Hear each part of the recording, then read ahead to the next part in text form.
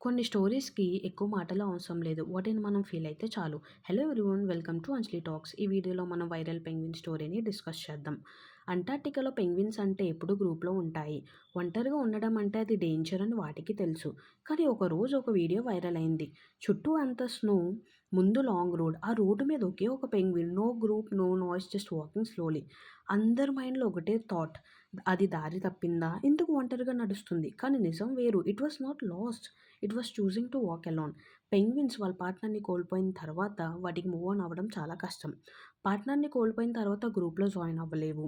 ఒంటరిగా నడుస్తూ తనకు తెలిసిన వాయిస్ వినిపిస్తుందేమో అని వెయిట్ చేస్తూ ఉంటాయి. అది వాటి వీక్‌నెస్ కాదు. అది తన ప్రేమకి, తన పార్ట్నర్‌కి ఇచ్చే రెస్పెక్ట్. సో, వాటి కోసం అది కొన్ని అడుగులు ఒంటరిగా నడుస్తుంది. It means someone mattered so much that moving on takes time. అందుకే ఈ వీడియో మిలియన్స్ ఆఫ్ హార్ట్‌ని టచ్ చేసింది. ఎందుకంటే ఆ పెంగ్విన్ మనలానే ఉంది. మనం కూడా అలానే ఉంటాం కదా!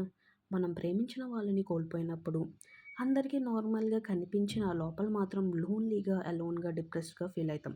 బట్ అది ఓన్లీ మనకే తెలుసు. సో, ఈ పెంగ్విన్ ఎట్లా అయితే వెనక్కి తిరగకుండా ముందుకి వెళ్ళిందో, as a humans we also need to do that. Because we need to move forward when we want success.